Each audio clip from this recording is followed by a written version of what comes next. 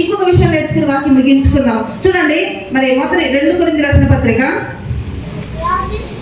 అశాశ్వతమైనది ఇంకా ఏమిటో ఈ ఒక్కటి చూసుకుని వాక్యం ముగించుకుందాం. 2 కొరింథీయులకు రాసిన పత్రిక 4వ అధ్యాయము 17వ వచనం చూడండి. 4:17 మేము కావాలని దృశ్యమైన వాటిని చూడక అదృశ్యమైన వాటిని నిదానికి చూస్తున్నాము గనుక క్షణమాత్రం ముందు మా చులకని శ్రమ మా కొరకు అంతకంతకు ఎక్కువగా నిత్యమైన మరియు భారమైన కలిగించున్నది. హల్లెలూయా. ప్రియులారా, ఇక్కడ పౌలు గారు అంటున్నాడు కదా, చులకన శ్రమ అంట. అతను అన్నాడు కదా, అదృశ్యమైనటువంటి వాటిని నేను చూస్తున్నాము, వాటిని దృష్టి కలిగి ఉన్నాను. దృశ్యమైనవి నేను చూడలేదు. అంటే దృశ్యమైనవి ఏంటి? మన బ్రతుకు దృశ్యం కనిపిస్తుంది. తర్వాత దృశ్యమైనది ఏంటంటే ఈ లోకంలో ఉన్నటువంటి సమస్య కూడా ప్రపంచంలో దృష్టి కనిపిస్తూ ఉన్నది. తర్వాత ఈ సుఖ సంతోషాలు, ఈ లోకంలో ఉండే సుఖ భోగాలు, అంతకాల పాప భోగాలు కనిపిస్తూ ఉన్నవి. అయితే పౌలు అన్నారు కదా, నేను వాటి మీద దృష్టి పెట్టుకోలేదు, వాటిని చూడటం లేదు, కానీ అదృశ్యమైనటువంటి వాటిని చూస్తున్నాను అంటున్నాడు. హల్లెలూయా. అయితే అదృశ్యమైనవి చూస్తున్నప్పుడు ఇక్కడ ఈ మాట మనం చూస్తున్నాం చూడండి. కనుక మా చులకన క్షణమాత్రం ఉండు మా చులకన శ్రమ. అంటే శ్రమ అశాశ్వతమైనది, శ్రమ గతించిపోయేది. ఒక విశ్వాసం కలిగేటువంటి ఈరోజు శ్రమలు, ఈరోజు కష్టాలు, ఈరోజు నష్టాలు, ఈరోజు బాధలు, అవి ఎంతకాలం అంట చెప్పండి మీరు? పౌలు గారు ఏం చెప్పారు? అవి చులకన శ్రమలు. లేక ఏమన్నాడు? క్షణమాత్రం ఉండే. అంటే ఏమర్థం చేసుకోవాలి మనము? అవి గతించిపోయేవి. ఈ రోజు అనిపిస్తున్నటువంటి ఒక విశ్వాసం కలిగినటువంటి శ్రమ అశాశ్వతమైనది. ఒక మాట చెప్పాలండి, ఒక విశ్వాసం కలుగుతున్న శోధన, ఒక విశ్వాసం కలిగిన కష్టాలు, బాధలు, ఇవి ఈ లోకంలో మనం ఉన్నంత వరకు కొద్ది కాలం వరకే ఉంటాయి. అంటే ఇవి చులకనవే కాబట్టి మరి ఇక్కడ పౌలు గారు వేటిని దృష్టి పెట్టాడు? అతను చెప్పండి మీరు? కనిపించినటువంటి దేవుని యొక్క ఉన్నతమైనటువంటి రాజ్యం దృష్టి పెట్టి ఉన్నాడు. కాబట్టి చూడండి, మా కొరకు మరొక మా చులకన క్షణమాత్రం 18 క్షణమాత్రం ఉండు మా చులకన శ్రమ మా కొరకు అంతకంతకు ఎక్కువగా నిత్యమైన మహిమ భారం కలిగించున్నది. ఏదైనా దృశ్యమైనవి అనిత్యములు, అదృశ్యమైనవి నిత్యములు. హల్లెలూయా. కనిపించేవన్నీ ఎటువంటి శ్రమలు కావచ్చు, ఈ రోజు పడుతున్న బాధలు కావచ్చు, అవి అనిత్యము మాత్రమే. ఈ రోజు నా ప్రియ సహోదరి సహోదరుడా, విశ్వాసంలో ఉన్నటువంటి నీ జీవితాలు వచ్చిన కష్టాలు, నీకు వచ్చిన శ్రమలు, నీకు వచ్చినటువంటి బాధలు, ఇవన్నీ కూడా శాశ్వతంగా ఉంటాయని అనుకుంటున్నావా? ఏమండి, ఎప్పుడు ఉంటాయని అనుకుంటున్నావా? ఈ భూమి మీద మనకు దేవుడు ఎంత శరీరం జీవిస్తానికి దినము నిర్ణయించి ఉన్నారో, ఆ నిర్ణయించిన కాలంలో మనకు వచ్చేటువంటి శ్రమలు కొద్ది కాలం మాత్రమే. హల్లెలూయా. కనుక ప్రియులారా, చివరిగా ఏం నేర్చుకుంటాం? ఏం నేర్చుకుంటామండి? ఇక్కడ చూశాడు కదా, మనం కలిగేటువంటి ప్రత్యేక కష్టములు, ప్రతి శ్రమలు, ప్రతి బాధలు అవి అనిత్యములు, లేక అశాశ్వతమైనవి, లేక గతించిపోయేవి, అవి శాశ్వతంగా ఉండేవి కావని వాక్యం తెలియజేస్తూ ఉన్నది. దీనిని బట్టి మన ఇంకా వాక్యం ముందుకినట్లయితే మత్తయి సువార్త 24వ అధ్యాయము చూడండి. మత్తయి సువార్త 24వ అధ్యాయము 22వ వచనం చూడండి. 24, 22 చదవండి. అది 13 చూడండి. 12వ వచనం 24, 12వ వచనం. అక్రమము విస్తరించుట చేత అనేకుల ప్రేమ చల్లారును, అంతము వరకు సహించిన వాడెవడో వాడే రక్షించబడును. హల్లెలూయా. అంటే దీన్ని బట్టి మనకి ఏమర్థం? శ్రమలకు అంతం ఉన్నది. ఏముందండి? శ్రమలకు అంతం ఉన్నది, కష్టాలకి అంతం ఉన్నది, నీవు ఈ రోజు కలిగిన బాధకు అంతము ఉన్నది అన్న విషయాన్ని మనం గమనించాలి. ఇది శాస్త్రకాలం ఉండేది కాదు. ఈ భౌతిక జీవితంలో ఉన్నంత వరకు మనము నిత్య మహిమలోకి ప్రవేశించేంత వరకు ఈ శ్రమలు తప్పని వాక్యం తెలియజేస్తున్నది. హల్లెలూయా. అర్థమవుతున్న ప్రియులారా, ఈ లోకంలో కూడా సంతోషంగా ఉండాలండి. ఈ లోకంలో లగ్జరీ లైఫ్ జీవిస్తూ ఉండాలి. ఈ లోకంలో నేను చాలా అందంగా బ్రతుకుతూ ఉండాలి అనుకుంటే అక్కడ అందమైనటువంటి రాజ్యం మనకు వెళ్ళలేము. హల్లెలూయా. మరి అలా జీవిస్తున్నారు కదా చాలా మంది, వాళ్ళు కూడా మనకు అవసరం లేదు. మన దేవుని యొక్క వాక్యాన్ని ధ్యానం చేద్దాం ప్రియులారా. అందుకని దృశ్యమైనవి కల్పించే ప్రతి ఒక్క సుఖ సౌఖ్యాలు కూడా అవి అనిత్యములు. అందుకని నీ శ్రమ కూడా చులకనమైనది. అయితే వాక్యం చెప్తుందంటే అంతము వరకు సహించిన వాడెవడో వాడికే రక్షణట. అంటే ఈ అంతమైపోతున్నటువంటి శ్రమలు వచ్చినప్పుడు మనం ముఖ్యంగా ఏం కలిగి ఉండాలి చెప్పండి మీరు? ఏం కలిగి ఉండాలండి? సహనం కలిగి ఉండాలి, సహించే మనసు కలిగి ఉండాలి. నీవు పొందుతున్న అనుభవిస్తున్నటువంటి, కలిగి ఉన్నటువంటి, నువ్వు అనుభవిస్తున్నటువంటి శ్రమ అది అశాశ్వతమైనటువంటి విషయాన్ని ముందుగా నువ్వు గమనించాలి. అందుకనే మనం సాతాను ఏం చేస్తుందంటే ప్రియులారా, ఒక చిన్న చిన్న విషయాన్ని కూడా భూతత్వం పెట్టి మనం చూపిస్తూ ఉంటుంది. అర్థమవుతుందా ప్రియులారా? ఒక చిన్న సమస్య వచ్చిందనుకోండి, వచ్చినటువంటి చిన్న నలక కూడా భూతత్వం పెట్టి ఎంత కనపడది, ఎంత కనిపిస్తూ ఉంటుంది. అలాగే సాతాను కూడా అప్పుడే తీసుకో, నీకు ఎప్పుడైతే అవిశ్వాసం వస్తుందో, నీకు ఎప్పుడైతే భయం వస్తుందో, నువ్వు ఎప్పుడైతే లోకం కృంగిపోతుంటావో, ఇదే సమయం అనుకుంటుంది సాతాను వస్తుంది, నీ ముందు నిలబెడుతుంది, భూతత్వం పెట్టి చూపిస్తుంది, అది ఇంకా పెద్దగా అనిపిస్తుంది. హల్లెలూయా. ఆ టైంలో నేను కృంగిపోయే ప్రమాదం ఉంటుంది. అందుకే నీతిమంతుడు దుర్వార్తకు భయపడ్డాడు. హల్లెలూయా. అందుకని ఎటువంటి కష్టములు వచ్చినా, ఎటువంటి శ్రమలు వచ్చినా, ఎటువంటి బాధలు వచ్చినా నువ్వు అనుకోవాలి, ఇది శాశ్వతకాలం ఉండే శ్రమ కాదు, ఇవి నిత్యము ఉండే శ్రమలు కాదు, ఈ బాధలు ఇచ్చి ఉండేది కాదు.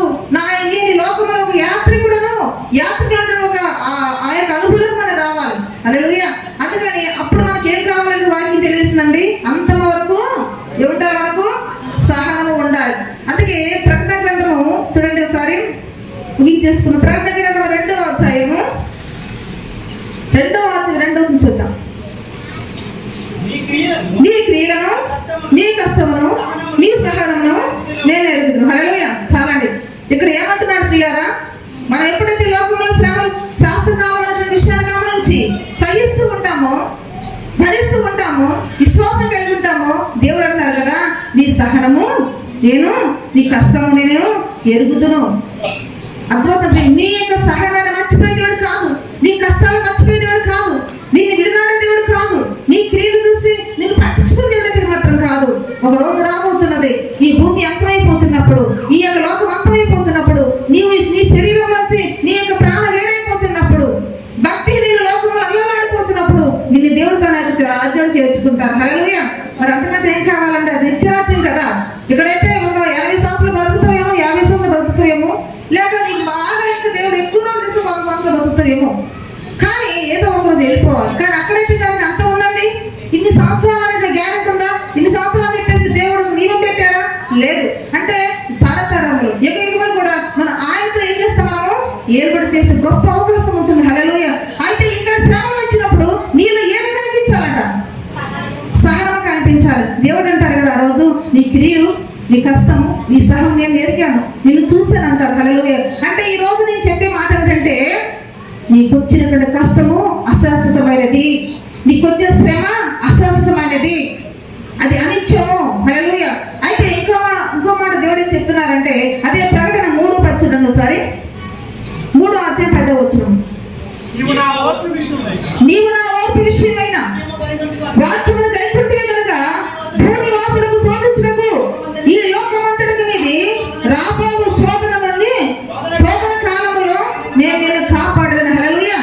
ఇది ఈ రోజు నీకు వచ్చినట్టు శ్రమ, ఈ రోజు నీకు ఇచ్చినట్టు కష్టము, ఈ రోజు నీకు వచ్చిన శోధన, నువ్వు అశాశ్వతం ఎప్పుడైతే గుర్తించుంటావో, రాబోతున్నటువంటి శోధన కాలంలో దేవుడిని ఏం చేస్తారట? కాపాడుతుంట. హల్లెలూయా. మరి అంతకంటే ఏం కాదు ప్రియులారా. ఈ లోకం మీదకు శ్రమ రాబోతుందని వాక్యం చెప్తున్నది. అవును, నోవాహు యొక్క దినవల్ల కూడా ఆ భూమి మీదకి జలపడే శ్రమ వచ్చింది, కష్టం వచ్చింది, బాధ వచ్చింది, ఒక గొప్ప శోధన కాలం వచ్చింది. అక్కడ నుండి ఎవరిని దేవుడు కాపాడారు? నోవాహు కుటుంబాన్ని నోవాహును కాపాడుతున్నారు ప్రియులారా. ఈ రోజు నువ్వు దేవునిని బట్టి ఆ శ్రమలో అశాశ్వతమైన విషయాన్ని గమనించి దేవుని కొరకు నువ్వు బ్రతికేటువంటి వ్యక్తిగా, దేవుని యొక్క వాక్యములు నువ్వు ఓర్పుతో పాటించినట్లయితే, నువ్వు సహించే వ్యక్తి అయితే, రాబోతున్న శోధన కాలం దేవుడిని ఏం చేస్తారట? కాపాడుకుంటున్నాను. హల్లెలూయా. కాబట్టి నేను చెప్పే మాట అంటే, నీకు వచ్చిన శ్రమ అది అస్వస్థమైన విషయాన్ని గమనించాలి. అదే ప్రకటన గ్రంథం 14 చూస్తున్నట్లయితే చూడండి, 7వ అధ్యాయం 14 చూడండి, 7:14 చూడండి, 7వ అధ్యాయం 14 వచ్చింది. అందుకు నేను, అయ్యా నీకే తెలియనగా వీరు మహాశ్రమల నుండి వచ్చిన వారు గొర్రె పిల్ల రక్తములో తమ వస్త్రములను ఉతుక్కుని వాటిని తెలుపు చేసుకున్నది. హల్లెలూయా. ప్రియులారా, ఒక వ్యక్తి భూమి మీద నుంచి దేవుని దగ్గరికి వెళ్ళాలి అంటే దేంట్లో చెల్లాలట? చెప్పండి మీరు, దేంట్లో చెల్లాలట? మహాశ్రమల నుంచి వెళ్ళాలట.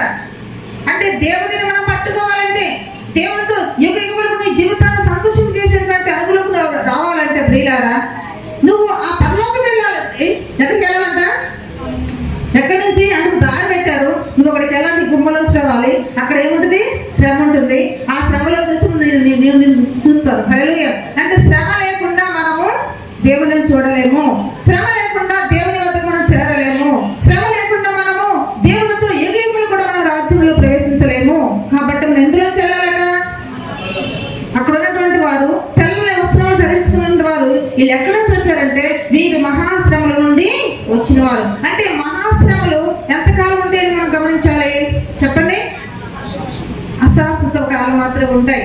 కాబట్టి ఆ అశాశ్వత కాలం ఉన్నటువంటి ఆ యొక్క శ్రమల విషయం తలడిల్లిపోయామనుకోండి, శాశ్వత కాలం మనకు తప్పదని వాక్యం తెలియజేస్తుంది. హల్లెలూయా.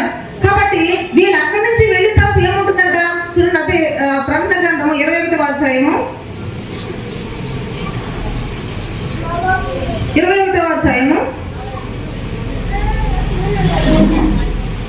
3వ చూడండి.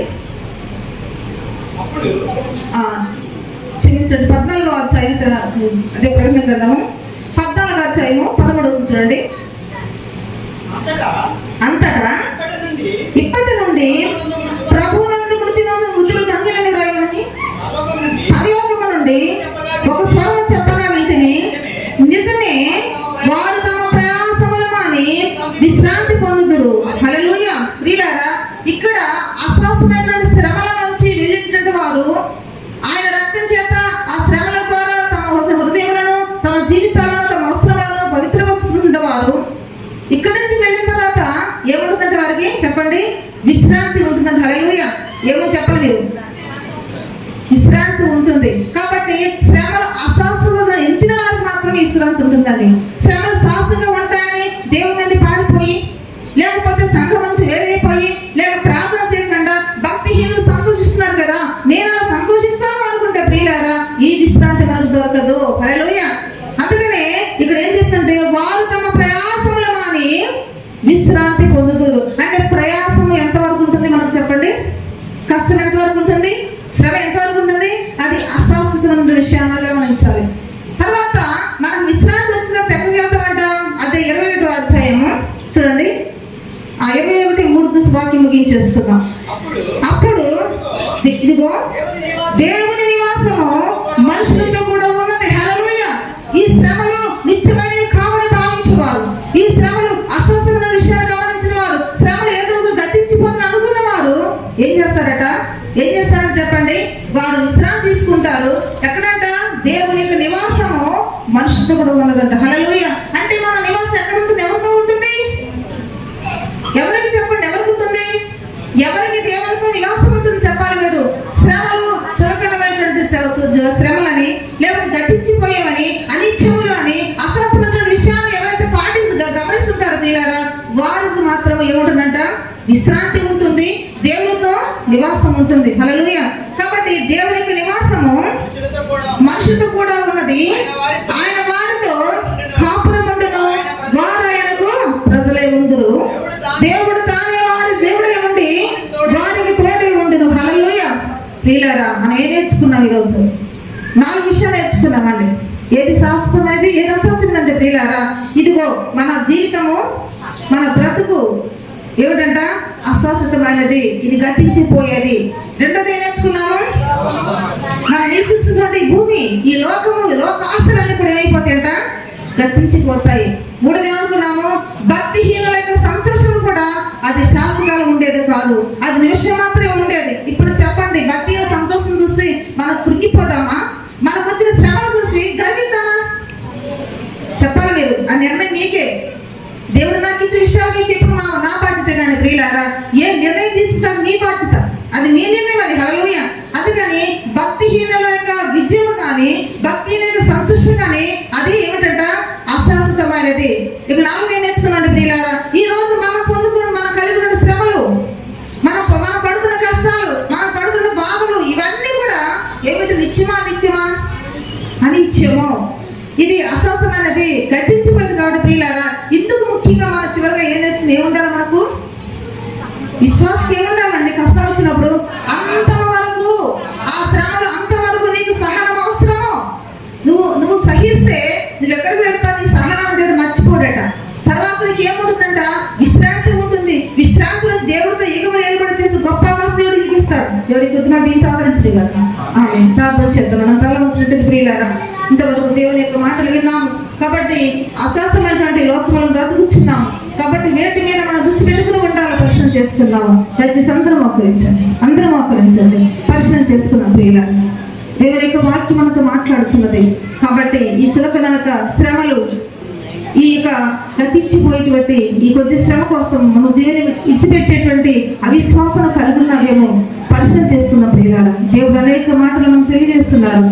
కాబట్టి మనందరూ కూడా తల ఉంచినట్లయితే ఈరోజు బల్లారాధన కార్యక్రమం మన వల్ల సమీపించిపోయిన సమయం దగ్గర పడుతుంది కాబట్టి మళ్ళీ మనం పరిశీలన చేసుకునే ఎన్నో వాక్యాలు బట్టి మీలో ప్రేరేపించబడిన వారు ఒకరు